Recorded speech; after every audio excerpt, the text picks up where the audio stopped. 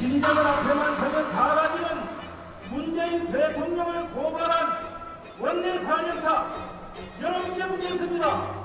여러분 두 분이 누굽니까? 대한민국 대통령이 김정은 수석 대변인이라는 그렇습니다. 나경원입니다. 여러분께 나경원 원내대표 소개합니다. 도대체 대한민국의 자존심 어디다 팔아놓고 북한 제자 풀어달라고 왜 그거 구하러 다닙니까? 우리 경제의 삶의 외교는 전혀 보이지 않고 김정은 대변인 역할만 하고 있습니다. 이래도 됩니까? 문재인 대통령을 가리켜서 김정은 위원장의 대변인이라는 표현을 야당 대표가 판단하는 것이 어떻게 있을 수가 있습니까? 정치를 처음 시작하신 분이 그렇게 입문해가지고 막판을 무엇으로 끝내려고 하는 겁니까? 정치는 그렇게 하는 게 아닙니다. 모범적인 비핵화 국가이기도 한 카자흐스탄은 한반도의 항구적 평화를 위한 우리 정부의 노력을 적극적으로 지지해주고 있습니다.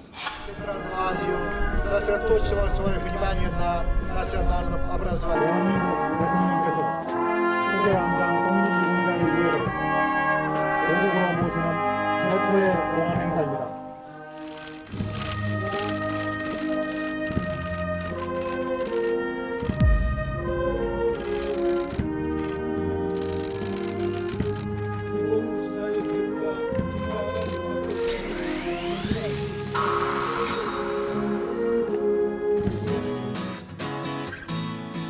네, 4월 22일 정치부회 시작합니다. 고반장, 자유한국당 쪽에서 김정은 수석 대변인이다. 이제 문재인 대통령을 지칭해서요. 그런 논란의 발언이 전에 한번 나왔었잖아요. 근데 이번에는 당대표가 직접 그 발언을 했네요. 네, 그렇습니다. 지난번 나경원 원내대표가 그런 발언을 했었는데 이번엔 황교안 대표가 네. 지난 주말 장외 집회에서 네. 또 한 번 이 문 대통령을 김정은 위원장의 대변인이다 이렇게 비유를 했습니다. 민주당의 반발이 컸는데요. 민주당 이해찬 대표는 다시 한번 그런 발언을 하면 더 이상 용납하지 않겠다 이렇게 아하, 그렇군요. 신 반장, 아까 저 영상에도 잠깐 봤지만요. 지금 이제 중앙아시아 3개국을 순방 중인 문재인 대통령이 독립투사 유해 봉환식을 직접 주재했잖아요. 네. 아까 보니까 유해가 오늘 도착한 모양이네요. 네, 카자흐스탄에 묻혀있던 개봉우, 황운정 두 지사 유해가 네. 대통령 전용기를 타고 들어왔고요. 60년 아하. 만에 고국 땅을 밟게 됐습니다. 네. 이 문재인 대통령이 현지에서 유해 봉화식을 주관했는데 역대 대통령으로서는 처음이고요. 이 유공자를 모시는 것은 정부의 당연한 임무이자 독립운동의 완성이라고 이야기했습니다. 네, 좋습니다. 우리 들어가서 얘기 좀 이어갑시다. 갑시다.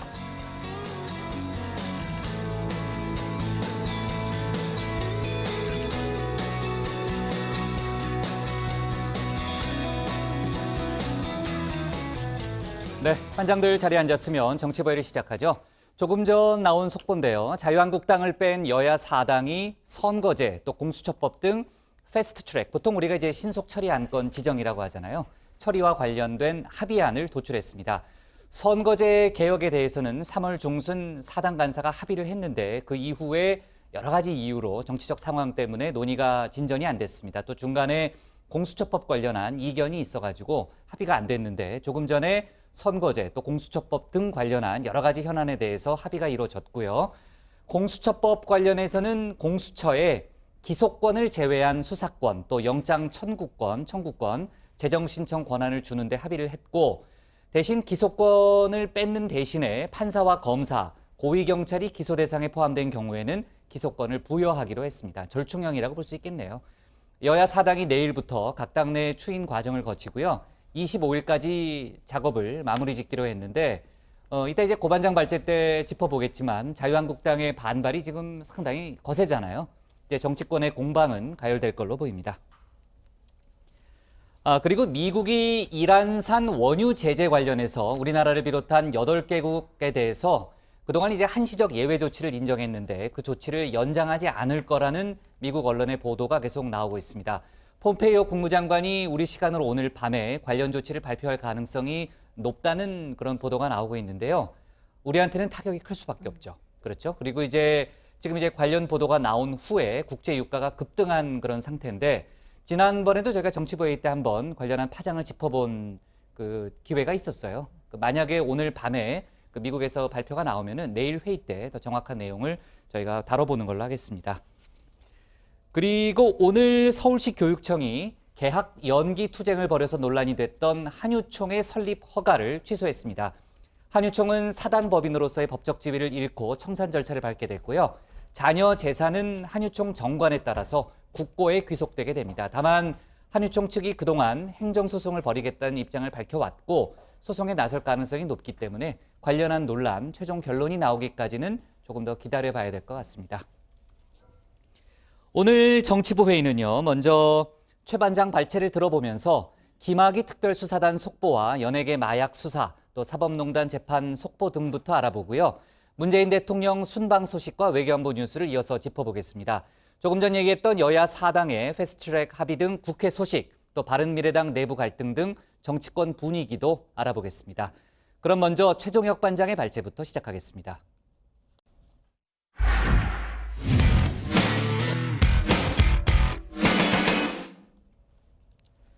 김학의 전 차관 사건을 수사하고 있는 검찰 수사단이 핵심 인물인 윤중천 씨의 신병 확보에 실패하면서 당초 수사 계획에는 차질이 불가피해졌습니다. 수사단은 김 전 차관과 직접적인 관련성이 높은 혐의를 중심으로 해서 보강 수사를 진행한 뒤 조만간 윤 씨를 다시 불러 조사할 걸로 보입니다. 한편 지난 2달간 대대적인 마약 범죄 단속을 실시한 경찰은 재벌, 연예계 인사들에 대한 수사에도 속도를 내고 있습니다. 오늘 최 반장 발제에서는 관련 수사 속보를 함께 짚어보겠습니다. 네, 그렇습니다. 이 김학의 전 차관 사건의 핵심 인물로 꼽히는 윤중천 씨의 구속영장이 기각이 됐죠. 윤 씨의 신병을 확보한 다음 김 전 차관과의 연결고리를 확인하려던 검찰 수사단의 계획에도 차질이 불가피해졌습니다. 영장 기각됐는데 소감 한 말씀 좀 말씀해 주시죠. 김 차관에게 돈 얼마 주셨습니까? 김 전 차관한테 돈 준 적 있으세요? 소감이라도 한번 부탁드립니다. 언제까지 연락 닿으셨나요? 네, 법원은요, 범죄 혐의에 대한 소명 정도와 방어권 보장 필요성을 기각 사유로 들면서 이례적으로 수사 개시 시기와 경위를 포함했습니다. 그러니까 검찰이 청구한 영장의 혐의는 별건으로 이 수사 본류와 상관없기 때문에 구속할 수 없다라고 판단을 한 겁니다. 또 신문 과정에서 피의자의 태도도 꼽았는데요. 윤 씨는 이 구속 전 피의자 신문에서 이 검찰이 과거 수사를 잘못한 일을 두고 다시 조사하는 게 억울하다라는 입장을 밝힌 것으로 전해지고 있습니다. 자, 검찰 수사단은 김학의 전 차관과 관련성이 높은 혐의를 중심으로 보강 조사를 벌인 뒤에 윤 씨를 다시 소환한다는 방침입니다. 자, 우선 뇌물죄 공소시효를 고려해서 2012년을 전후한 돈 거래를 집중적으로 추적하고 있습니다. 자, 이렇게 윤 씨를 통한 수사가 난항을 겪는 만큼 돌파구를 찾는 데도 수사력을 쏟을 것으로 보이는데요. 특히 문제의 원주 별장 모임 멤버들을 추적하고 있습니다. 특히 병원장 2명에게 주목하고 있는데 각각 김 전 차관의 검사장 승진에 도움을 줬다는 의혹, 그리고 또 두 사람에게 유력 인사들을 소개해준 인물로 전해지고 있는데 다만 수사에 협조할 가능성은 더 크지 않아 보입니다. 자, 다음은 연예계 재벌가 마약 수사 속보입니다. 자, 가수 박유천 씨 오늘 또 조사를 받았는데요. 벌써 3번째 경찰 출석입니다. 이 경찰은 앞선 조사에서 박 씨가 피로를 호소해 이 계획했던 조사를 마무리하지 못해 다시 부른 건데요. 경찰은 첫 번째 조사를 제외하고는 오늘도 비공개 소환이라고 했는데 그러나 벌써 3번째 출석인데다가 또 연예인이 타는 차라는 특유의 그 느낌적인 느낌이 있게 마련입니다.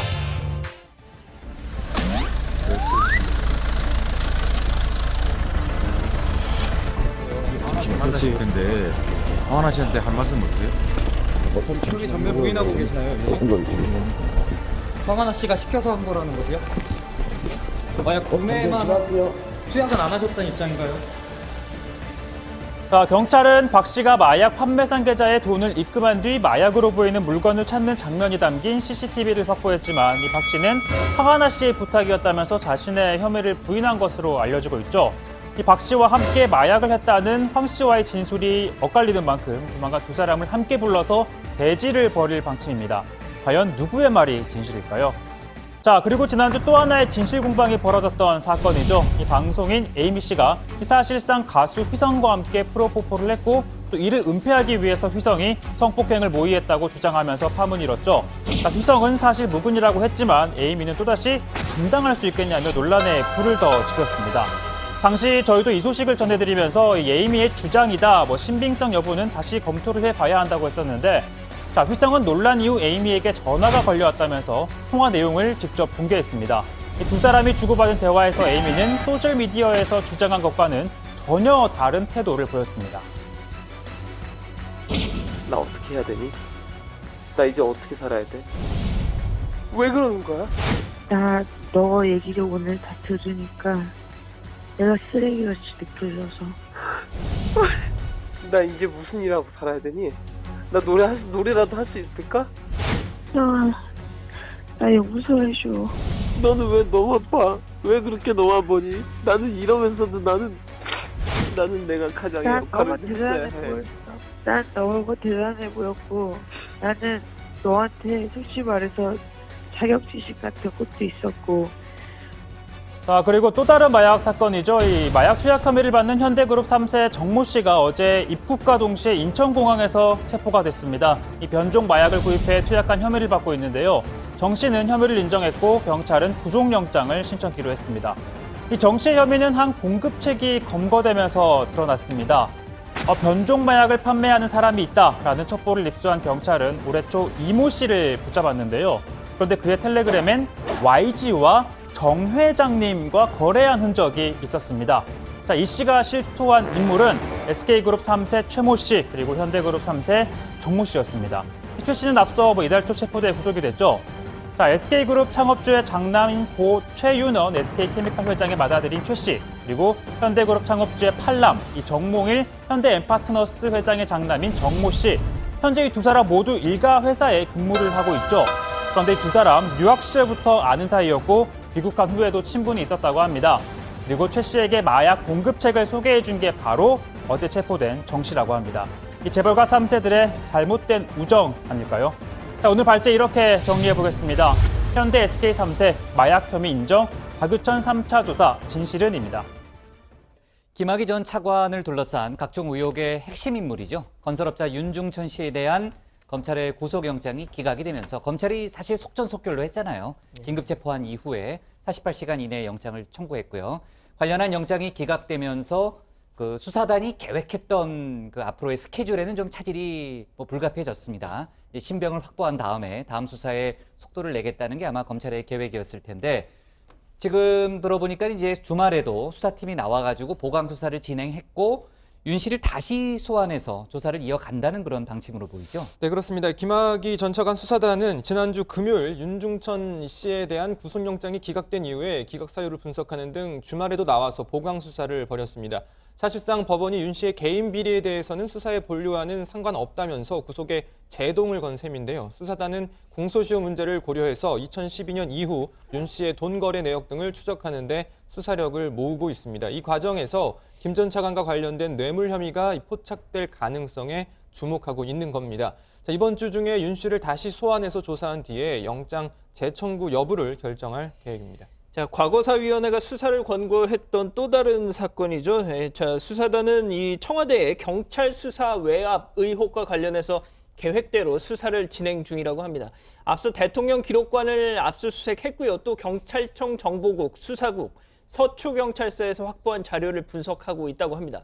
자, 관련해서 경찰 내부에선 아니 경찰이 외압의 피해자인데 왜 우리가 압수수색을 당하느냐 이렇게 발끈하는 분위기도 있다고 하는데요. 자, 민감용 경찰청장은 이 당시 경찰의 수사 상황을 정확히 파악하기 위한 자료 요구라고 생각한다. 그만큼 수사 의지가 강하다는 것으로 우리는 이해하고 있다 이렇게 밝혔습니다. 그러면서 합당한 조치가 이루어지길 바란다는 뜻도 덧붙였습니다. 네. 자, 진주 아파트 방화 살인 사건 관련해서는요. 피의자 안인득이 과거 수십 차례 조현병 치료를 받은 사실이 또 추가로 확인이 됐고요. 하지만 3년 전부터 치료가 중단이 됐고 이때부터 증세가 악화된 것 아니냐. 경찰은 그렇게 보고 있다면서요? 네, 경찰이 안인득의 진료 기록을 조사했는데요. 이 조사 결과 2011년부터 5년 반 동안 한 정신병원에서 68차례에 걸쳐 조현병 진료를 받았던 것으로 확인됐습니다. 그러니까 한 달에 한 번꼴로 진료를 받은 셈인데 2016년 7월이 마지막이었고요. 이후 이번 범행 직전까지 2년 9개월 동안 정신과 치료를 한 번도 받지 않았습니다. 안인득은 경찰 조사에서 이 10년 전 한 공장에서 현장에서 일하다가 허리를 다쳤지만 산재 처리를 받지 못한 점을 언급하면서 사회에 대한 불만을 드러낸 것으로 전해지고 있고요. 또 그동안 약자를 보호하는 행동을 많이 했는데 세상이 나를 배신했다라는 주장도 내놓고 있다고 합니다. 자, 이 경찰은 현장 검증 시행 여부를 신중하게 검토하고 있지만 이 반드시 해야 할 절차는 아니다라고 밝혔습니다. 아시다시피 현장 검증은 이 범행 과정을 검증하기 위해서 사건 현장에서 재현하는 절차인데 이 경찰은 시간대별 범행 동선이 확인이 되면 굳이 현장 검증을 할 필요가 없다라고 밝혔습니다. 특히 주민들이 현재 겪고 있는 트라우마를 고려해서 이 현장 검증을 하지 않는 쪽으로 가닥을 잡은 것으로 보이고 있고요.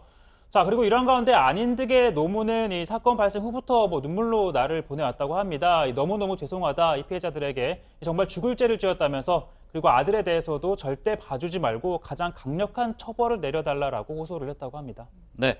자, 피해 유가족들이 경찰에 공식적인 사과를 요구했다는 점을 저희가 지난주 금요일에 저희 회의 때 다뤘는데 오늘 경찰청장이 이번 사건의 대응 과정에서 경찰에 문제가 없었는지 진상조사를 진행 중이라고 밝혔죠. 고 반장. 네, 이 주민들은 사건 발생 수개월 전부터 안인득의 이상 행동을 경찰에 수차례 신고했지만 경찰이 조치를 취하지 않았다면서 사건을 방지하지 못한 경찰의 책임이 크다고 비판했습니다. 그러면서 이 국가기관의 사과를 요구하면서 이 장례 절차를 미루는 상태이기도 였는데요. 자, 이와 관련해 민감용 경찰청장은 경찰의 현장 대응에 문제가 없었는지 진상조사를 하고 있다면서 조사 결과에 따라 합당하고 필요한 조치를 해나갈 것이라고 말했습니다. 즉 문제가 있다면 유가족들이 요구한 대로 경찰이 공식 사과를 하고 부실 대응이 드러난다면 관련자들에 대한 조치도 취할 것으로 보입니다. 경찰은 또 앞으로 5주 동안 반복적 위협행위 신고를 일제히 점검하고 그 결과를 관계기관과 공유해서 조처를 하겠다고 밝혔습니다. 네, 오늘 민감용 경찰청장이 여러 가지 현안에 대해서 입장을 밝혔는데 버닝썬 게이트 관련해서요. 그 대형 유흥업소와 일선 경찰관들 간의 유착 문제가 불거졌잖아요. 관련한 수사도 지금 진행 중이고요. 재발 방지 대책을 마련 중이라는 점도 밝혔죠. 그렇습니다. 일단 이 버닝썬 수사 과정에서 현재 입건된 경찰관이 다 8명이랍니다. 특히 이제 경찰총장으로 불렸던 윤모 총경을 포함해서 말이죠. 자, 클럽 단속 과정, 또 미성년자 출입 사건 등등에 연루된 현직 경찰들입니다. 자, 민감용 청장은 유착 의혹이 드러나는 대로 엄정하고 철저하게 조치를 할 것이다. 감사관실을 중심으로 재발 방지 대책도 준비하고 있다, 이렇게 밝혔습니다. 이번 마약류 단속, 버닝썬 관련 사건 수사 마무리하면서 경찰 유착을 근절할 대책도 함께 발표할 거라고 했고요. 자, 경찰은 또 남양유업 창업주 외손녀 황하나 씨의 2015년 마약 투약 혐의에 대한 그 당시 경찰의 봐주기 수사 의혹 관련해서도 2명을 입건했다고 했습니다.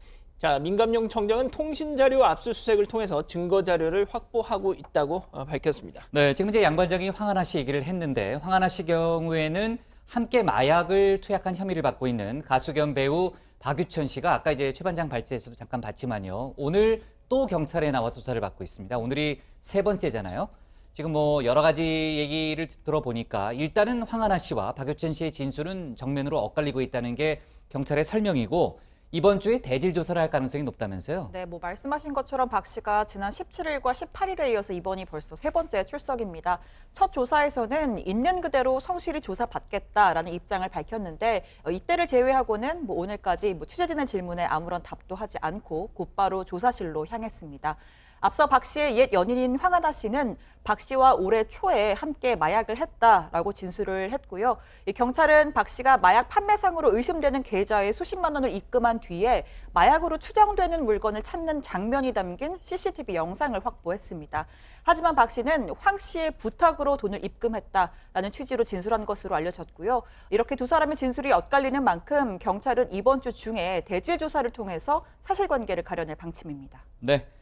지금 들어온 속보를 보니까요. 박유천 씨는 10시 반쯤 경찰에 나와서 한 5시간 정도 조사를 받고 3시 반에 귀가했다는 그런 얘기가 들어왔습니다. 오늘 박유천 씨가 MBC 관련해서 MBC에 대해서 손해배상과 정정보도를 청구하는 이제 소송도 내기도 했는데 아무튼 이번 주에 대질 조사가 이루어진다니까 관련한 속보를 다시 한번 저희가 짚어보는 걸로 하겠습니다.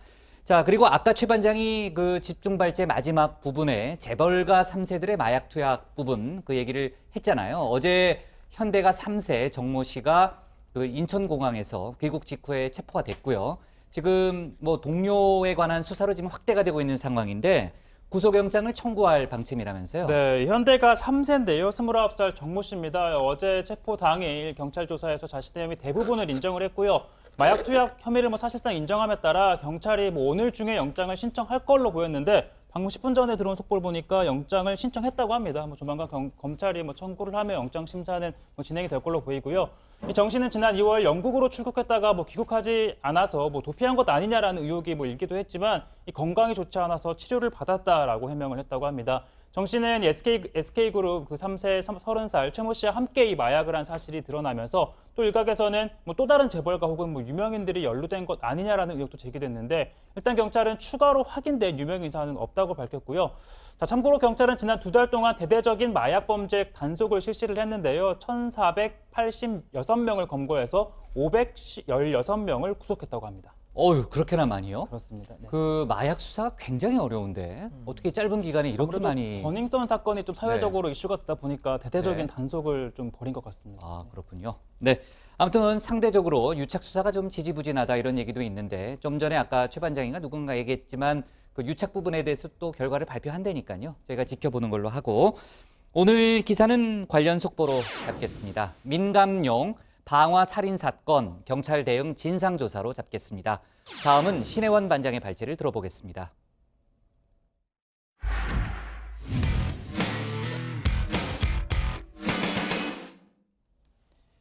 문재인 대통령이 카자흐스탄을 현재 순방 중입니다. 카자흐스탄은 자발적 비핵화를 통해서 성공적인 경제 발전을 이룬 나라기도 하죠. 카자흐스탄 초대 대통령을 만나서 비핵화 경험도 공유할 예정입니다. 이런 가운데 북러 정상회담이 사흘 앞으로 다가온 가운데 북한은 미국 외교안보 참모진들을 향해서 여전히 강경 메시지를 쏟아내고 있습니다. 오늘 신 반장 발제에서는 문재인 대통령 순방 소식 또 외교안보 속보를 함께 짚어보겠습니다. 네, 문재인 대통령이 중앙아시아 3개국 순방 마지막 나라인 카자흐스탄을 방문 중입니다. 카심 조마르트 토카예프 대통령과 정상회담을 갖고 우리 정부의 신국방 정책에 대한 협력, 또 한반도 비핵화 프로세스에 대한 지지를 당부했습니다. 자, 오늘 저녁에는요, 이 누르술탄 나자르바예프 초대 대통령과의 만남도 예정되어 있습니다. 자, 나자르바예프 전 대통령은 자발적 비핵화를 통해 이 카자흐스탄의 경제 발전을 이끌어낸 인물입니다. 비핵화 선배로서 문 대통령에게 경험을 공유하고 또 조언도 해줄 것으로 보입니다. 모범적인 비핵화 국가이기도 한 카자흐스탄은 한반도의 항구적 평화를 위한 우리 정부의 노력을 적극적으로 지지해주고 있습니다. 자, 혹시 이 카자흐스탄이 핵 보유국이었다고 하실 분들을 위해서 간단하게 배경 설명을 조금 하고 넘어가겠습니다. 네, 오랜만에 돌아온 신반장의 정치스쿨, 오늘은 카자흐스탄의 비핵화 역사편입니다. 네, 1991년 구소련이 붕괴하면서 카자흐스탄은 독립국가가 됩니다. 자, 그런데 소련이 만든 전략 핵탄두, 또 ICBM, 또 전략 폭격기 등등이 카자흐스탄 영토에 이렇게 남아 있었습니다. 자, 그러니까 전혀 의도치 않게 실전 배치된 핵무기를 가진 세계 4위의 핵 보유국이 되어버린 겁니다.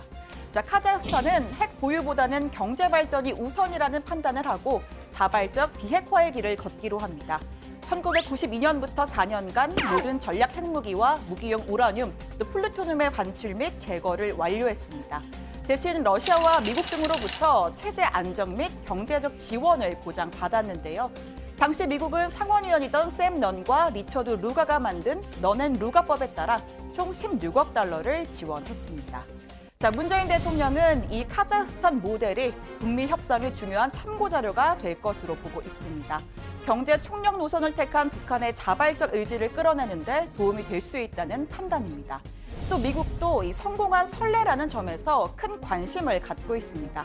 트럼프 대통령은 1차 북미 정상회담 직전까지 이 카자흐스탄 모델을 공부한 것으로 알려졌습니다. 과거 소련 연방국 핵무기 제거 경험이 있는 샘 넌, 리차드 루가 전 상원의원에게도 족집게 과외를 받고 있습니다.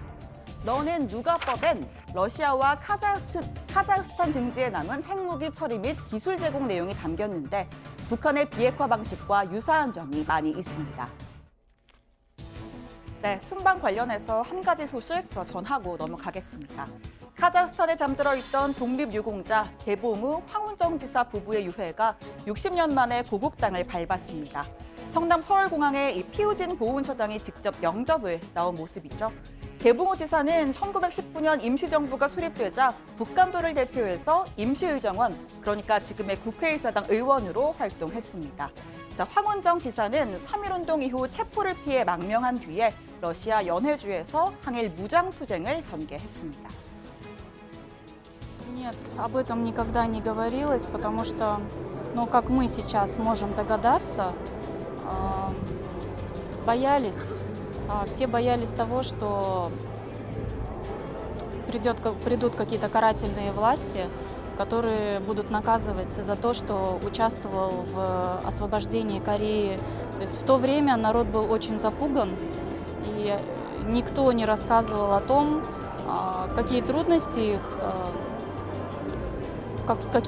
были у них в жизни, и даже тот факт, что их насильно депортировали, тоже об этом никогда не рассказывалось, тем более о борьбе за Корею. 네, 이번 유해봉화는 3.1운동과 대한민국 임시정부 수립 100년을 맞아서 성사됐습니다. 앞서 문 대통령은 카자흐스탄 현지에서 이렇게 직접 유해봉환식을 주관했는데요. 두 지사의 희생과 헌신을 결코 잊지 않겠다며 최고의 예우로 보답하겠다고 강조했습니다. 이제야 모시러 왔습니다. 네 분을 모시는 것은 대한민국 정부가 당연히 해야 할 임무이며 독립운동을 완성하는 일입니다. 머나먼 이국 땅에서 생을 마감하신 독립운동가들의 정신과 뜻을 기리고 최고의 예우로 보답해 나가겠습니다. 네, 다시 외교안보 소식으로 가보겠습니다. 북러 정상회담이 사흘 앞으로 다가왔습니다. 집사인 김창선 부장과 경호 책임자 김철규 부사령관이 러시아 블라디보스토크에 선발대로 도착했고요. 극동 연방대학 등 회담장 점검에 나섰습니다. 자, 현재 24일에 만찬 겸 상견례를 갖고 25일에 정상회담을 갖는 일정이 유력합니다. 열차로 10시간이 조금 넘게 걸리는 만큼 내일 평양을 출발할 가능성이 높아 보입니다.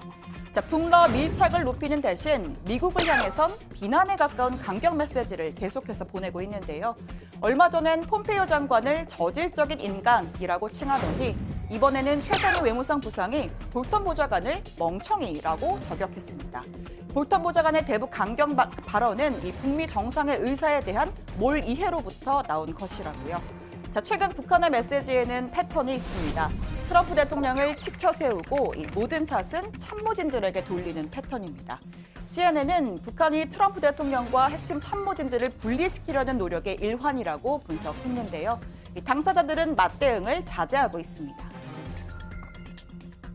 Nothing's changed. We'll continue to work to negotiate. I'm still in charge of the team. President Trump's obviously in charge of the overall effort, but it'll be my team special.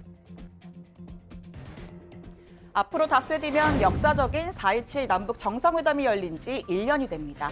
자, 이날 판문점에서 원포인트 4차 남북 정상회담을 하지 않을까 하는 기대도 나왔지만 현재로서는 쉽지 않다는 분석이 우세합니다. 이런 가운데 청와대는 4차 회담이 열린다면 문 대통령이 트럼프 대통령의 메시지를 김정은 위원장에게 전하게 될 것이라고 밝혔습니다. 오늘 청와대 발제 정리합니다. 문재인 대통령 카자흐스탄 비핵화 경험 한반도 평화 여정의 큰 힘입니다. 네, 문재인 대통령이 카자흐스탄을 모범적인 비핵화 국가 이렇게 표현을 했잖아요. 자발적으로 핵무기를 폐기하고 또 국제사회로부터 지원을 받아서 경제성장을 이룩한 그 모델이 상당히 우리가 배울 만한 점이 많다라는 그런 얘기일 거고요. 특히 북한이 참고할 만한 부분이 많다는 게 문재인 대통령의 메시지 아니었을까요? 네, 지금 문재인 대통령이 중앙아시아 순방 마지막 국가로 이제 카자흐스탄을 국빈 방문 중인데요. 현재 언론과 인터뷰를 가졌습니다.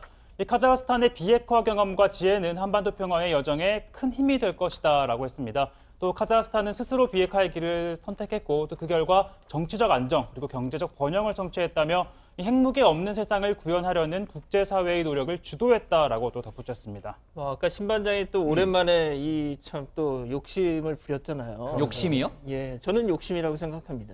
또 뭐 이상한 얘기하면 안 돼요. 지난번 출근 시간 그것 때문에 지금. 예. 아니 지금 코너 욕심이 다들 너무 예. 심해요. 그래서 또 정치 스쿨 얘기하는 거군요. 예, 저는 저도 없어진 줄 알았어요. 예, 근데 다시 있습니다. 아, 그럼요.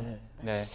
아무튼요. 네. 예. 정치가 안 되면 해. 자, 빨리 양반장 빨리 예, 합시다. 일단 예. 이 카자흐스탄은요, 이 구소련이 붕괴하면서 갑자기 자국 영토에 예, 이 실전 배치된 핵무기를 갖게 됐습니다. 정말 본의 아니게 갖게 된 거죠. 그러니까 비자발적인 핵 보유국이 되어버렸던 셈이었습니다. 당연히 핵무기를 폐기하라 또는 반출하라, 뭐 미국, 러시아에서 요구가 거셌겠죠. 자, 카자흐스탄은 생각을 했죠. 이걸 보유할까 아니면 내놓을까? 계속 보유하는 것보다는 경제 발전이 더 중요하다고 판단을 하고 핵 폐기 그리고 반출 절차를 밟기 시작했습니다. 결국 1995년 모든 절차가 완료됐고 이 기간 미국에서는요. 당시 상원의원이었던 샘 넌, 리처드 루가가 공동 발의했던 넌 앤 루가법을 만들어서 약 16억 달러 규모의 경제 지원을 한 거죠.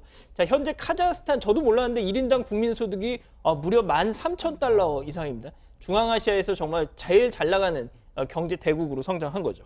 네, 이와 관련해서 문재인 대통령은 한반도 역시 완전한 비핵화를 통해 평화와 번영의 시대를 열고자 한다면서 남과 북 또 미국 정상은 같은 목표를 갖고 서로 긴밀하게 소통하고 있고 국제사회도 지지와 성원을 보내주고 있다라고도 이야기했습니다. 이 카자흐스탄 모델은 자발적 핵무기 폐기와 단계적 보상이 골자고요. 북한이 거부감을 보이는 선 비핵화 후보상인 리비아식 모델과는 또 차이가 있습니다. 미국도 여전히 빅딜론을 고수하고 있긴 하지만 이 카자흐스탄 경험을 북한에 적용해볼 여지는 남아 있다고 볼 수가 있고 따라서 중재자 역할을 자처하는 문 대통령이 오늘 직접 이 비핵화를 주도한 이 카자흐스탄 초대 대통령의 이야기를 듣고 북미 협상에서의 어떤 활용 방안을 고심할 걸로 보입니다. 네, 문재인 대통령이 김정은 국무위원장에게 전달할 트럼프 대통령의 비공개 메시지를 갖고 있고 차기 북미 회담을 이끌어낼 아주 긍정적인 내용이다라는 미국 언론의 보도가 있었습니다. CNN이죠? CNN의 보도가 있었고요. 청와대가 이를 공식 확인해줬다면서요? 네, 그렇습니다. 청와대가 이 CNN 보도 내용을 확인하면서 4차 남북 정상회담이 열리면 트럼프 대통령의 메시지를 문재인 대통령이 김정은 위원장에게 전할 수 있을 것이다 라고 밝혔습니다. 언제 받았는지 구체적인 내용이 어떤 건지는 밝히지 않았지만 지난 11일 한미 정상회담에서 전달됐을 가능성이 크고요. 어떤 식으로든 이 현재의 큰 틀에서의 이 북미 협상을 재개하겠다는 트럼프 대통령의 의사가 담겨 있을 것이라는 분석이 나오고 있습니다. 또 당초 기대를 모았던 이 판문점 회담 1주년을 계기로 한 남북 정상회담이 현재로서는 조금 물리적으로 어려운 상황이지만 문 대통령이 언급했듯이 여건이 되는 대로 최대한 빠른 시일 내에 남북 정상이 마주 앉자 이런 의사를 적극적으로 표시한 것으로 보입니다. 네, 그래도 이제 4월 27일 정상회담 1주년을 맞아서 행사는 판문점에서 진행이 된다고 하더라고요. 물론 북한이 참여하지 않을 가능성은 높지만요. 자, 김정은 위원장 같은 경우에는 집권 후에 첫 북러 정상회담을 앞두고 있습니다. 이미 내일쯤 출발할 것 같다는데 선발대가 블라디보스톡에 가 있다면서요? 이미 가 있고요. 김창선 부장의 모습이 카메라에도 포착이 됐습니다. 네. 그렇군요. 네, 아직 공식 발표가 나온 건 아닌데요. 오는 25일에 이 블라디보스토크의 극동 연방대학에서 정상회담 가질 가능성이 큽니다.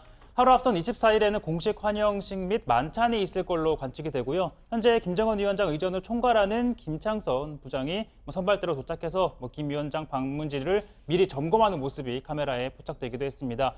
김 위원장의 전용 열차는 이르면 내일쯤 평양에서 출발할 걸로 보이는데요. 거리상으로는 약 700km 정도가 됩니다. 앞서 베트남 하노이를 갈 때는 3,800km였더라고요. 열차 속도를 고려했을 때 빠르면 10시간 또는 15시간 정도가 소요될 거라고 합니다. 자, 일단 정상회담의 의제가 뭘까 생각해보면 당연히 경제 아니겠느냐 이렇게 예상이 됩니다. 북한은 국제사회의 대북 제재로 인한 어려움이 큰 만큼 이 제재 완화에 대한 러시아의 지지를 당부할 걸로 보이고요. 또 양국 간 경제 협력 방안도 논의할 걸로 보이는데 가장 큰 게 아마 이 노동자 문제가 아닐까 싶습니다. 노동자를 파견하는 이 북한 입장에서는 러시아 측의 북한 노동자 잔류 허가 연장을 요청할 거란 거죠. 올해 3월인가요? 발표된 이 러시아 대북 제재 이행 보고서를 보니까 이 러시아에 있는 북한 노동자 기존의 30,023명에서 11,490명 정도로 이렇게 확 줄었더라고요. 또 러시아가 북한 나진항 일대를 물류 기지로 활용하는 방안 이런 걸 제안할 가능성도 있어 보입니다. 네. 자, 김정은 위원장이 어디를 갈 건가, 어디를 시찰할 건가도 지금 관심거리 아닙니까? 네, 지금 이동 경로나 시찰 예정지 등은 전혀 공개가 되지 않았지만 이 부친인 김정일 위원장의 블라디보스톡 방문 당시의 루트를 상당 부분 참고할 것으로 보입니다. 일본 교도통신 등 외신 보도에 따르면 현재 러시아 태평양 함대 사령부나 이 마린스키 발레단의 극장 등을 시찰하는 것을 검토 중인 것으로 알려졌고요.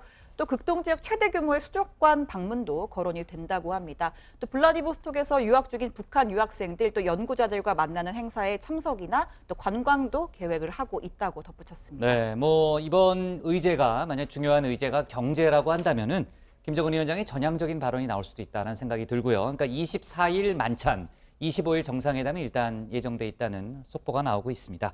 자, 오늘 청와대 발제 이렇게 정리할게요. 문 대통령 카자흐스탄 모범적 비핵화 국가로 잡겠습니다. 다음은 양원보 반장의 발제를 들어보겠습니다.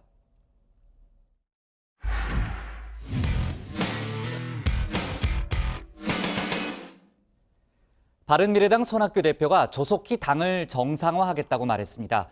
당무를 거부하고 있는 최고위원들을 대신해 지명직 최고위원 2명을 임명해서 이 상황을 돌파하겠다고 밝힌 거죠. 아울러 사퇴 불가 입장도 재차 확인했습니다. 이런 가운데 안철수 전 의원은 당의 통합 정신을 훼손해서는 안 된다는 뜻을 전해왔다는 속보도 들어와 있습니다. 손 대표 퇴진에 힘을 실어주는 거 아니냐는 분석도 나오고 있고요. 오늘 양 반장 발제에서는 관련 소식과 다른 정치권 뉴스를 함께 정리해 보겠습니다. 예, 그렇습니다. 아시다시피 바른미래당 하태경, 이준석, 권은희 최고위원 지금 회의 안 나옵니다. 이 당무를 거부하고 있는 중이죠. 때문에 지도부 회의 정상 개최가 계속 안 되고 있습니다. 자, 손학규 대표 그 3개의 빈 구멍, 당대표의 권한으로 지명직 최고위원 2사람을 임명을 해서 그걸 틀어막겠다. 그러니까 너희 3명 없어도 상관없다. 이렇게 한 겁니다. 오늘 내일쯤 결정한다는 소식인데 자, 뿐만 아닙니다. 누구 들으라는 듯 자유한국당과의 통합 절대로 없다. 다시 한번 쐐기를 박았습니다. 이렇게 말이죠. 시대착오적인 자유한국당과 무슨 보수 통합을 하겠다. 이런 얘기를 합니까? 절대 있을 수 없는 일입니다. 자, 그럼 누구 들으라고 한 소리냐? 아마도 네, 아닐까 싶은 거죠. 자, 이현주 의원 지난 금요일에 한 행사장에서 말이죠. 단상에 올랐습니다. 자, 사회자가 묻죠. 한국당 도대체 언제 갈 겁니까? 그러니까 이현주 의원, 오라고 해야 가는 거지 라고 한 겁니다. 자, 그러자 사회자 장내에 있던 오선 중진 한국당 원유철 의원을 단상으로 불러내더니 원 의원님 한국당에서 정식으로 좀 제안 좀 해보세요. 그러니까 원유철 의원, 우리 이현주 의원님은 한국당뿐 아니라 우리나라에 꼭 필요한 분이다. 꽃가마를 언제든 태워드릴까 고민하고 있다. 이렇게 화답을 한 겁니다. 자, 장내에서 이 얘기 끝나자마자 막 박수갈채가 쏟아졌죠. 자, 황교안 대표의 입이랄 수 있는 민경욱 의원도 마찬가지였습니다. 저도 두 손 벌려서 두 손 들고 환영을 할 겁니다. 당내에 계신 분들 거의 다 모든 분들이 그런 생각을 하실 텐데요. 자, 그런데 이렇게 정작 막 여기저기서 얘기가 나오니까 이현주 의원 본인은 한국당 입당 지금 당장은 아니다. 속도 조절을 했습니다. 당연하죠. 지금이야 다 환영하고 다 오라고 하죠. 꽃가마도 태워드린다고. 문제는 입당이 아니라 공천입니다. 누구도 챙겨주지 않습니다. 만인에 대한 만인의 투쟁이죠. 공천을. 막상 오라고 해서 들어가면 그때부터는 각자 도생입니다. 자, 이 의원도 그걸 알기에 혼자서는 움직이지 않는 거라는 분석인 거죠. 자, 다음 소식입니다. 예, 결국 세월호 참사 유가족들 직접 나섰습니다. 회쳐먹고 띵쪄먹고 뼈까지 발라먹고 진짜 징하게 헤쳐먹는다 했던 차명진 전 의원, 또 징글징글하다 했던 정진석 의원에 대해서 오늘 검찰 고소한 겁니다. 기자회견 했는데요. 직접 들어보시죠. 백번 양보해서 우리 부모들 모욕하는 건 참을 수 있지만 억울하게 희생된 우리 아이들을 모욕하는 건 절대 참을 수 없습니다. 우리를 돈만 밝히는 개, 돼지 취급을 한 것이며 세월호 참사를 자신들 출세의 정치적 수단으로 이용하려는 아주 저급하고 추악한 망발이고 쌍스러운 욕설입니다. 자, 두 사람에 대한 이 한국당 내부의 징계 절차 지난주 개시가 됐습니다. 이제 뭐 소명도 들어보고 그렇게 하겠죠. 자, 그런데 벌써부터 큰 기대 안 하는 게 좋다. 회의적인 말들이 많습니다. 바로 5.18 망언 논란 당사자들에 대한 징계 결과 때문이겠죠. 자, 일단 이거 보시죠. 자유한국당 오늘 최고위원회 회의 장면입니다. 눈썰미 좋은 분들은 금방 알아차리셨을 텐데 오늘 회의 평소와 좀 다른 점이 있죠. 네, 그렇습니다. 지난주 5.18 망언 논란으로 당원권 정지 3개월 징계받은 김순례 최고위원, 오늘은 회의에 나오지 않았습니다. 못한 겁니다.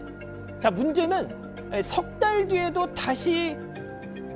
석 달 뒤에 다시 오느냐, 아니면 최고위원직 영구 박탈이냐, 그게 지금 최대 관심사인데, 자, 그건 황교안 대표 결단에 달린 겁니다. 자, 일단 이렇게 얘기를 합니다. 김순례 최고위원 불참하셨는데요. 향후에 지명 처리나 이런 거 하실 계획 있으신지? 여러 가지 문제들에 관해서는 필요한 경우 필요한 논의를 충분히 거쳐서 그렇게 대처해 나가도록 하겠습니다. 자, 일단 이게 지금 어떻게 한다는 걸까요? 자, 어쨌든 김순례 최고위원 일단은 당 명령에 절대 순응하겠다 입장을 내놨습니다. 하지만 기자들 혹시 몰라서 직접 의원회관 사무실로 찾아갔죠. 직접 물어봤습니다. 그랬더니 제가 수년이 따르겠다고 말씀드렸잖아요. 선생님, 선생님. 한국말로 말씀드렸잖아요. 제가, 네네. 내가 징계 수용한다고 했다. 이해 안 돼? 한국말 몰라? 내가 꼭 그 리바이벌 해야 돼? 약간 이런 뉘앙스 같은데 말이죠. 좋습니다. 자, 어쨌든 김 최고위원은 수용한다라는 뜻이라도 밝힌 반면에 경고 처분 받은 김진태 의원, 솔직히요, 이 경고라는 건 실제 제일 약한 징계인데다가 선언적 의미 외에는 딱히 이게 불이익이 떨어지는 것도 없다는 얘기가 많죠. 어쨌든 본인은 행사에 참석한 적도 없고 특별한 발언도 안 했는데 지금까지 이것 때문에 너무 고통을 받고 있다, 이렇게 다소 억울하다는 듯 하소연을 했더군요. 자, 그리고 짧게요. 지난 17일 유영하 변호사를 통해서 박근혜 전 대통령 허리가 불에 데인 듯 너무너무 아프다, 형 집행정지 신청을 했죠. 오늘 오전 검찰이 경기의왕 서울구치소로 찾아갔습니다. 의사 출신 검사가 직접 박 전 대통령을 면담, 또 구치소 의료 기록도 확인했다고 합니다. 이르면 이번 주 형 집행정지 되는지 안 되는지 결론이 날 거라고 하는데, 자, 과연 어떤 결과가 나올까요? 오늘 준비한 소식은 일단 여기까지입니다. 네, 오늘 어떤 보도를 보니까요. 박근혜 전 대통령이 서울구치소 의무실에서 그 외부 한의사로부터 허리 디스크 치료를 매주 한 번인가요? 그 한 번꼴로 받아왔다는 그런 내용을 봤고요. 아무튼 오늘 검찰이 이제 현장 조사에 나갔으니까 그 현장 조사 결과를 바탕으로 해서 심의위원회가 1차 판단을 하고 또 최종 결정은 윤석열 서울중앙지검장이 내리게 될 걸로 보입니다. 조만간에 속보가 나오겠죠. 자, 그리고 자유한국당이 오늘 자립형 사립고 관련 토론회를 했는데 이 과정에서 토론회에 참석한 학부모들이 항의를 하는 해프닝이 벌어졌다, 이런 그 내용을 봤거든요. 정확하게 어떤 맥락입니까, 고반장? 네, 오늘 이 국회의원회관에서 열린 행사였는데요. 문재인 정부의 자사고 폐지 추진에 대해서 이 교육 자율성을 침해하고 교육의 하향 평준화를 자초하는 정책이다, 이런 내용을, 이런 주장을 또 논의하는 그런 자리였습니다. 참석자 대부분이 아무래도 이제 학부모들이 많았는데, 그런데 이 토론회가 열리기 전에 곽상도 의원이 나와서 기다리시기 지루하지 않느냐, 막간을 이용해서 문재인 대통령의 딸 문다혜 씨 얘기를 좀 하겠다, 이렇게 운을 띄운 겁니다. 문다혜 씨 얘기요? 예. 왜요? 현장에 있던 학부모들도 당연히 비슷한 반응이었겠죠. 네. 몇몇 학부모들이 지금 자리는 교육 관련 논의를 하는 자리인데 정치적 발언을 하지 말라, 이렇게 제지를 했습니다. 그랬더니 곽상도 의원 아니다, 이 역시 자사고와 관련된 문제다. 문 대통령의 딸인 다혜 씨도 부산외고 1억과 2년 중퇴생이다. 같이 학교를 다닌 어느 학생이 자료를 내놨다. 누구는 자사고 가고 누구는 안 되는 문제가 돼서 안 된다. 이런 이야기들을 하면서 이 문다혜 씨 문제를 계속해서 언급을 하려고 했던 겁니다. 그러자 학부모들이 그냥 하지 말라니까 이렇게 반발을 하면서 또 고성이 쏟아졌던 거죠. 네, 그러니까 이제 현장에 있던 학부모들은 여야를 떠나서 지금 이제 정치 문제가 아니고 자사고 문제에만 집중하고 싶었던 거 아니에요? 그렇습니다. 그 이후에 이제 전희경 대변인이 수습을 조금 하면서 상황이 진정이 되긴 했는데 아무래도 분위기는 좀 싸늘했다고 합니다. 네, 그렇군요. 자, 바른미래당 이현주 의원 얘기를 해보겠습니다. 저희도 이제 정치부회의를 통해서 이현주 의원이 한국당으로 갈 거 아니냐라는 얘기는 많이 했었는데 이제는 딱히 숨기는 분위기도 아니네요. 재반장. 네, 지금 이현주 의원 손학규 무찌질 이 발언으로 당원권 정지 1년을 당한 상태잖아요. 그래서 그렇죠. 어차피 바른미래당 후보로는 내년 총선에 출마하는 게 사실상 힘듭니다. 그러니까 한국당 말고는 달리 선택의 여지가 없는 상황이긴 한데요. 오늘도 한 방송 인터뷰에 나와서 이런 뜻을 공공연히 밝혔습니다. 아직 많이 남은 얘기다라고 하면서도 이 조국 민정수석과 부산에서 붙는다면 자신 있다라고 한 겁니다. 근데 지금 이현주 의원 지역구 광명이잖아요. 왜 또 부산을 굳이 얘기했는지는 좀 다른 뭐 의중이 있겠죠. 최근 민주당 부산시당에서 조국 수석의 부산 출마를 촉구한 것과 관련해서 뭐 이런 언급을 한 것 같은데 왜 하필 또 조 수석일까 뭐 이 부분도 궁금한데요. 앞서도 이현주 의원은 이 강남 좌파의 시대가 끝났다는 걸 보여주고 싶다면서 이 조 수석과 일조도 내비치기도 했습니다. 네. 자, 지금 이현주 의원 본인도 계속해서 러브콜을 보내고 있고 아까 뭐 꽃가마 얘기도 나왔는데 한국당도 마다하지 않는 분위기잖아요.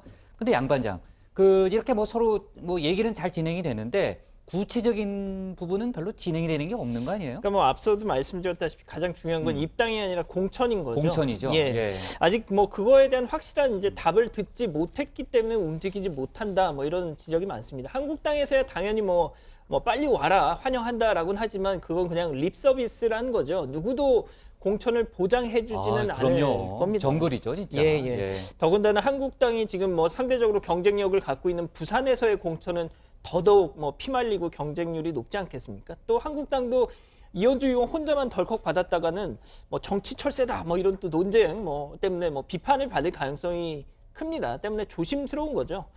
그러니까 뭔가 정계 개편의 큰 명분 속에서 여럿이 올 때 함께 받는 게 가장 무난한 선택 아니겠느냐.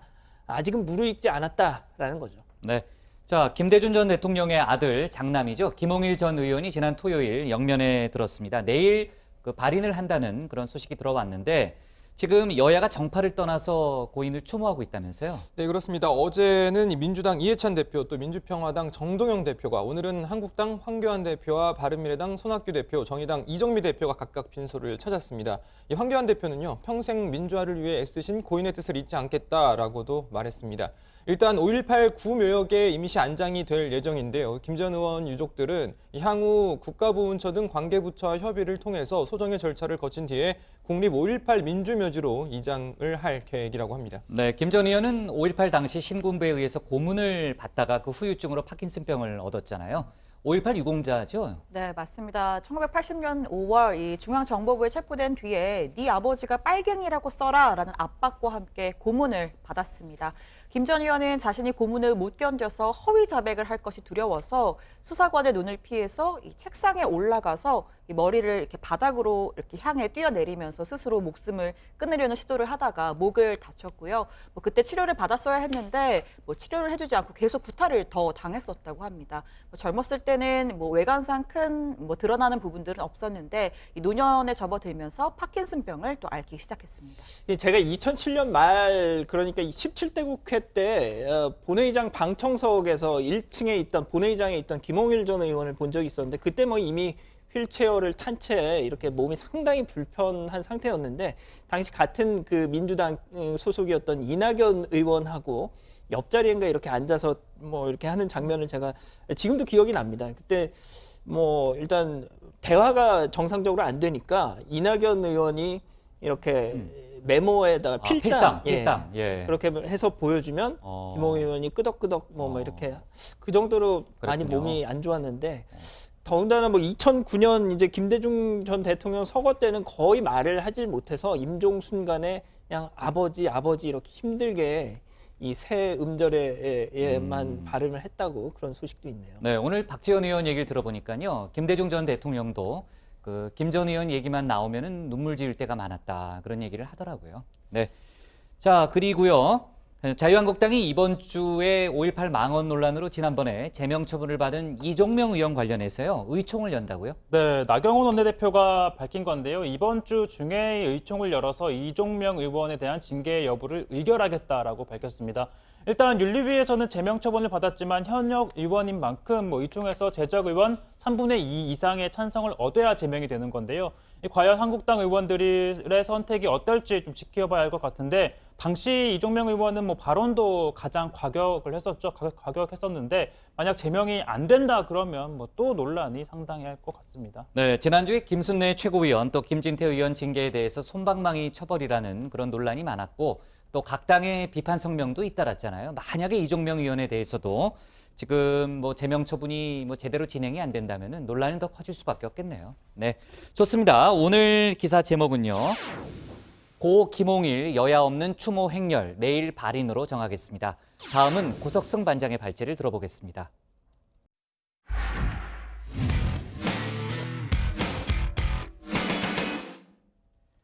자유한국당이 지난 주말 대규모 장외 집회를 열었습니다. 참석자들은 인사 문제부터 대북 정책까지 정부 여당을 강하게 비판했는데요.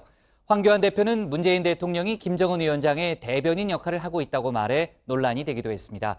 민주당은 오늘 망국적 색깔론으로 국민을 분열시키는 선동이라면서 구태 선동 정치를 즉각 중단하라고 말했습니다.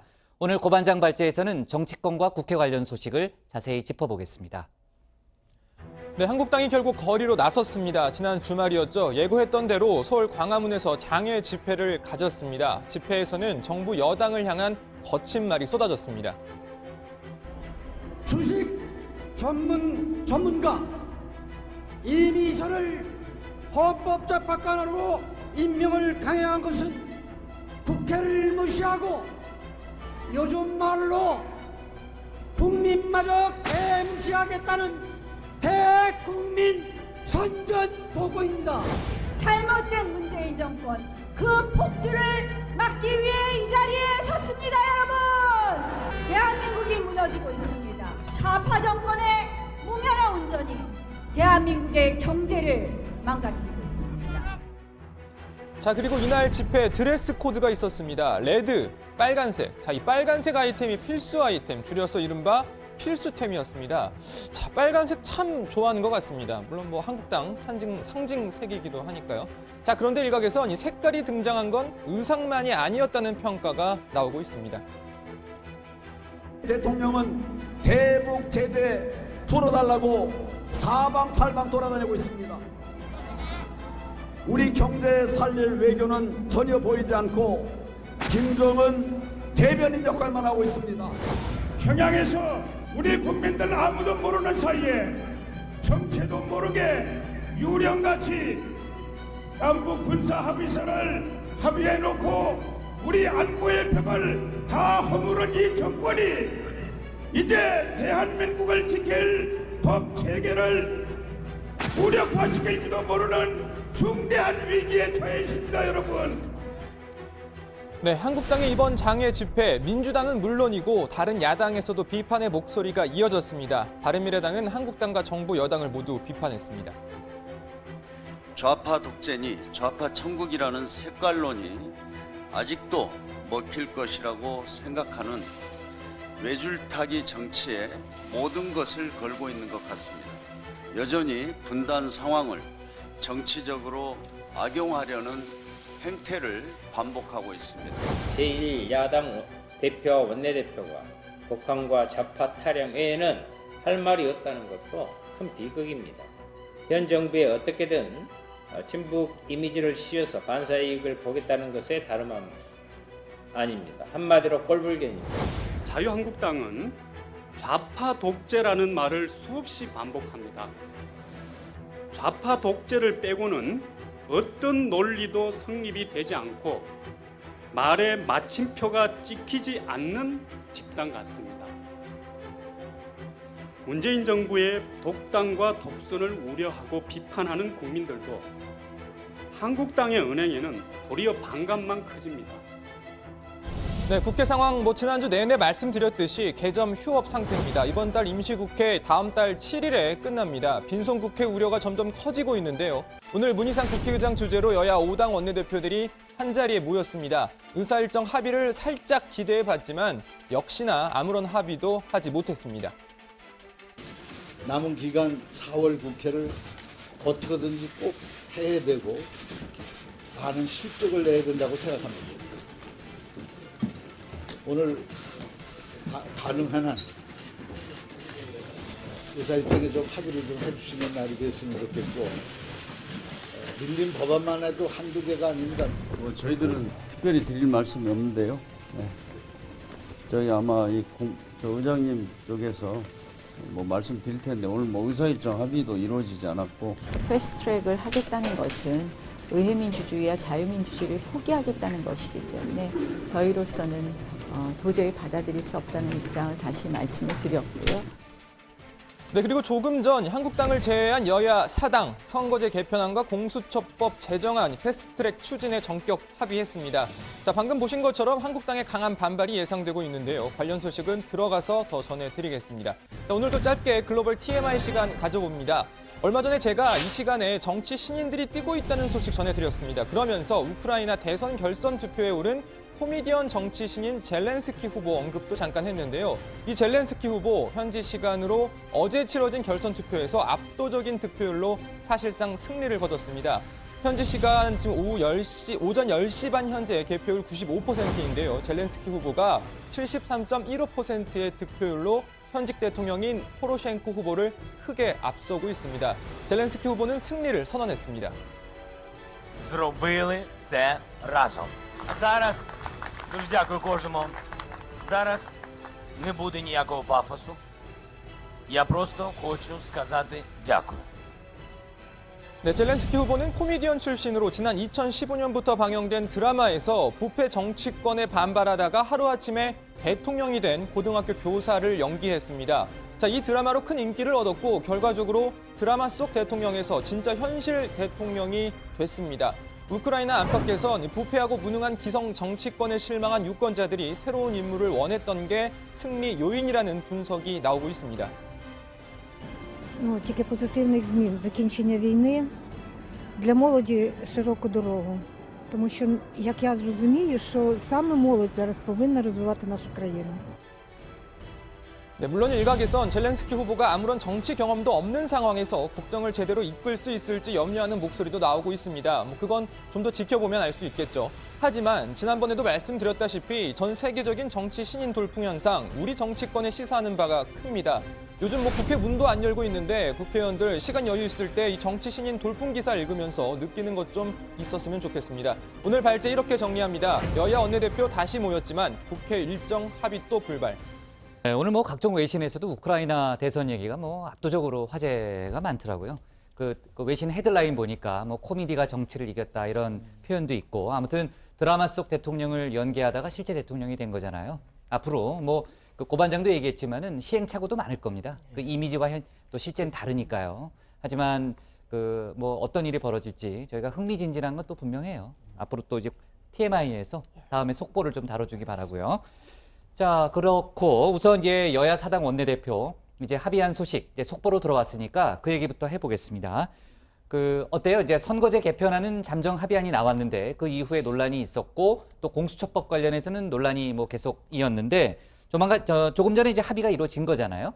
네, 그렇습니다. 지금 차례대로 정리를 해보면요. 패스트트랙에는 선거제 개편안, 공수처법, 그리고 검경 수사권 조정법 등 3가지를 상정하기로 했습니다. 일단 이 공수처, 고위공직자 비리수사처는 기소권을 제외한 수사권과 영장 청구권, 검찰의 불기소 처분에 대해 법원에 재정 신청할 권한을 부여하기로 했습니다. 다만 이 판사와 검사 또 경찰의 경무관급 이상이 기소 대상에 포함된 경우에는 공수처에 기소권을 부여하는 등 이 검찰을 실질적으로 견제할 수 있는 제도적 장치를 마련하기로 했습니다. 이 공수처장 추천위원회에는 여야 각각 2명씩 위원을 배정하도록 하고 공수처장은 위원 5분의 4 이상의 동의를 얻어서 추천된 2인 중에 2사람 중에 대통령이 지정한 한 사람에 대해서 국회 인사청문회를 거쳐 대통령이 임명하도록 했습니다.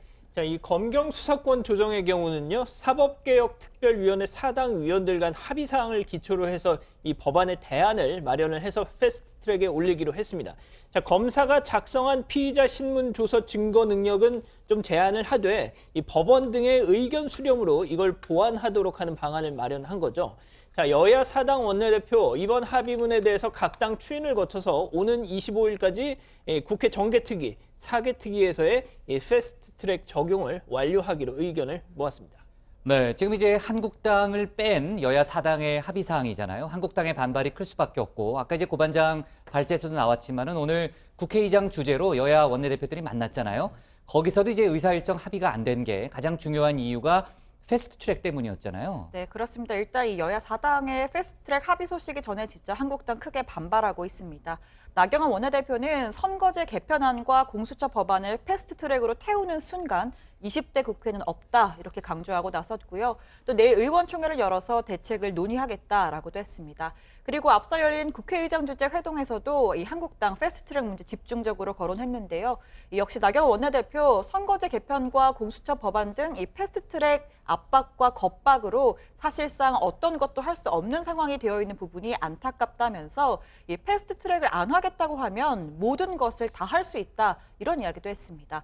그러면서 패스트트랙 겁박을 거둬들이고 대통령께서 인사 문제에 대해서 유감 표시를 해주신다면 이 대통령께서 제안한 여야정 협의체도 긍정적으로 검토하겠다라는 입장을 밝혔습니다. 자, 그리고 이 나경원 원내대표의 발언 과정에서 작은 신경전도 있었습니다. 나 원내대표가 패스트트랙 반대의 입장을 밝히는 과정에서 압박과 겁박이라는 표현을 쓴 게 발단이 된 건데요. 그 장면 한번 보시죠. 저를 빼놓고 계속해서 패스트트랙을 겁박하고 있는 상황에서 어떠한 진도를 나갈 수 있느냐 이런 생각을 합니다. 겁박은 누가 하는 거예요? 오히려 국회와 국민에 대한 겁박이 아니고 우리가 자유한국당을 겁박한 게 아니고요. 반대로 들립니다. 아까 누가 겁박하는지 모르겠다고 농담처럼 말씀하셨지만 지금 이 자리에 사실은 저는 늘 때마다 이제 이게 교섭단체 대표만 만나는 게 아니라 전부 같이 만나는데요. 늘 그냥 여당과 법여권 이 세력들만 계시고 저 혼자 야당인 것 같아서 늘 내가 있잖아. 있는데 그래서 의장님께서 제 편을 들어주실 줄 알았는데 그렇게 말씀하시니까 조금 섭섭하더라고요. 그래서 자, 이 발언이 나온 뒤에 나경원 원내대표는 이 아까 서면으로 미리 준비된 문희상 국회의장의 발언 내용을 보니까 이 한국당 장외 집회에 대해 써놓으셨더라라면서 이 섭섭함을 재차 드러냈는데요. 그러자 이 문 의장은 의회에서 하다 정 안 되면 나가는 거지만 이 장외에 나가는 게 정상적인 것은 아니다라고 잘라 말하기도 했습니다. 네, 그런데 이제 홍영표 민주당 원내대표 같은 경우에는 임기가 채 한 달이 안 남았고요. 다음 달 8일에 선거가 있는 거죠? 네, 그렇습니다. 현재 김태년, 노웅래, 이인영 의원이 세 사람의 3파전이 될 것으로 보이는데요. 자, 이인영 의원이 스타트를 끊었습니다. 어제 출마 선언을 한 거죠. 자, 이인영 의원은 출마 회견에서 총선 승리를 위한 변화와 통합의 원내대표가 되겠다면서 총선 승리로 촛불 정신을 완성하고 더 큰 민생과 평화 그리고 더 큰 대한민국의 길로 나아가겠다고 밝혔습니다. 이인영 의원은 최근에 이 희끗희끗했던 머리카락도 검은색으로 염색을 했더라고요. 이 젊은 이미지를 좀 부각시키려는 의도도 있는 것으로 보입니다. 네. 자, 아무튼 김태년, 노웅래, 이인영 의원 이렇게 3파전으로 진행이 되는데 저희가 앞으로 한번 종합해서 다룰 기회가 있을 것 같아요. 자, 오늘 기사 제목은요. 이렇게 잡겠습니다. 여야 4당 선거제 공수처법 패스트트랙 합의로 제목을 잡겠습니다.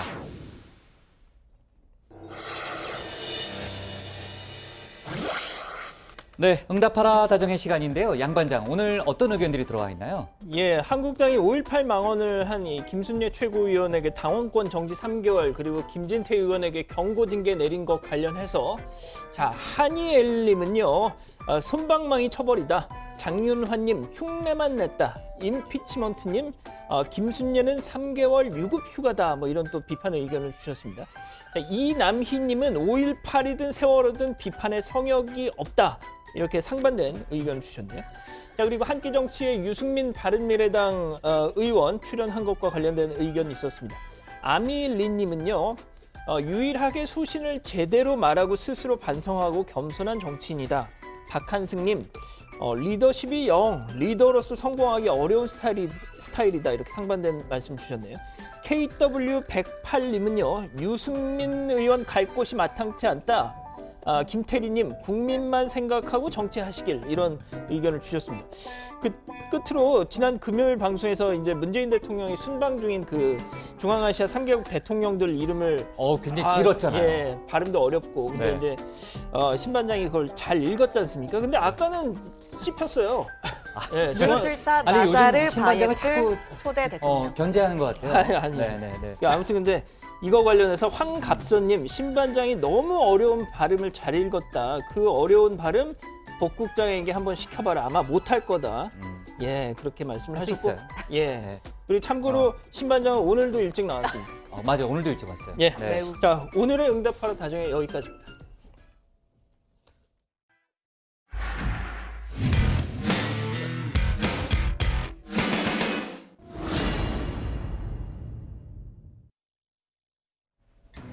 안녕하세요. 톡 쏘는 정치의 강정입니다.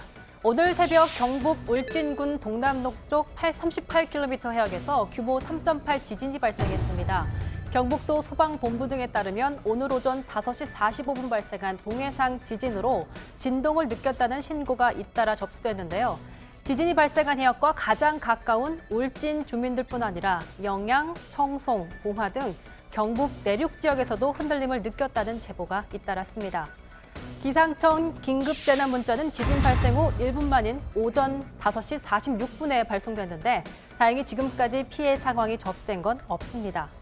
울진에 있는 한국수력원자력 한울원자력본부도 지진으로 인한 영향이 없었다고 밝혔는데 지진 계측값이 경보 기준보다 낮아 별다른 영향이 없어 원자력 발전소를 모두 정상 가동하고 있다고 밝혔습니다.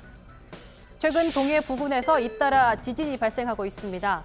사흘 전인 지난 19일 오전 11시 16분 동해 인근 해역에서 규모 4.3 지진이 발생했습니다. 지진 신고가 총 153건이 접수됐는데 강원도뿐 아니라 충북, 경기도에서도 신고가 있었습니다. 당시 강릉 경포 초등학교를 비롯해 많은 학교 학생들이 대피를 하기도 했습니다. 보건실에서 치료를 받고 있었어요. 근데 갑자기 막 흔들리는 거예요. 그래가지고 보건실 책상 밑에 숨어 있다가요. 그 보건 선생님께서 나가보라고 하셨어요. 그래가지고 운동장에 나갔는데 계단에서 내려오는데 애들이 지진 났다고 막 그러는 거예요. 그래가지고 운동장으로 대피했어요. 살짝 무섭기도 하고 안에 짐하고 핸드폰, 지갑 다 있는데 부셔지면 어떡하나 그런 생각도 했어요. 그런데 당시 지진 문자가 늦게 도착해서 비난을 받았습니다. 당시 발생한 지진이 재난 문자 송출 기준에 해당되지 않아 기상청이 문자를 보내지 않고 지자체가 보냈습니다. 삼척시는 13분 뒤에, 강릉시가 21분 뒤에, 그리고 고성군은 무려 53분 후에 문자를 보냈다고 합니다. 오늘 진영 행정안전부 장관이 상황대처 점검회의를 주재했는데요. 큰 피해 없이 지나가 다행이지만 재난 문자 발송 체계를 점검하겠다고 밝혔습니다.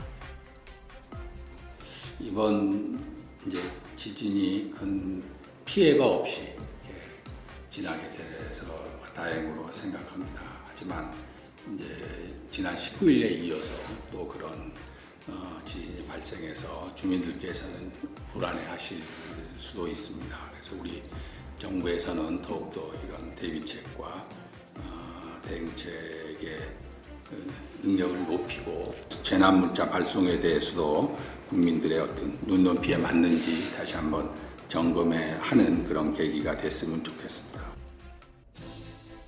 최근 잇따라 동해에서 지진이 자주 발생하는 것에 대해서 전문가들은 큰 지진이 날 가능성을 배제할 수 없다고 하는데 심층 연구와 대비가 필요하다고 말합니다.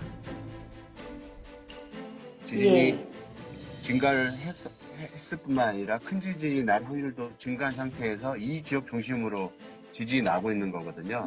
지금 기상청이라든가 행정안전부 주관으로 해서 지금 내륙뿐만 아니라 해역에 관한 다양한 조사를 이제 시행을 이제 막 하려고 하던 참이었어요. 어떤 특정한 지역에 어느 정도 규모의 지진이 발생 가능하다라는 게 이제 확인이 될 수 있거든요. 그러면 이제 사전에 이제 보강 작업을 하거나 그 다음에 여타 지진 해일이 오기 전에 대비하는 어떤 방파제를 더 추가로 쌓던가 이런 일들을 해볼 수 있는 거죠. 이미 한반도가 지진안전지대가 아니라는 경고가 곳곳에서 나오고 있습니다. 지나치게 불안감을 조성할 필요는 없겠지만 대비책 마련과 심층적인 지진 연구에 더욱 노력을 기울여야 하지 않을까 싶습니다.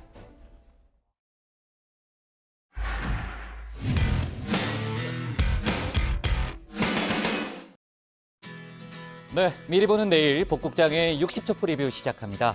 중앙아시아 3개국 순방을 마친 문재인 대통령이 내일 카자흐스탄을 떠나 귀국합니다. 4.17 남북정상회담 1주년 며칠 안 남았는데 비핵화 협상 불씨를 되살리려는 문재인 대통령의 행보 본격적으로 빨라질 걸로 보입니다. 김정은 북한 국무위원장은 푸틴 러시아 대통령과의 정상회담을 위해서 내일 평양을 출발할 걸로 보입니다. 전용 열차를 이용할 경우에 블라디보스토크까지 한 15시간 걸린다는 최 반장의 설명이 있었고요. 지금 알려진 바로는 24일 환영 만찬 또 25일에 단독 및 확대 정상회담이 진행될 가능성이 큽니다. 이런 가운데 유엔군 사령부가 고성 DMZ 평화둘레길의 민간인 통행을 곧 승인할 걸로 알려졌습니다. 에이브럼스 한미연합사령관 겸 유엔군 사령관이 내일 현장에 직접 간다고 합니다.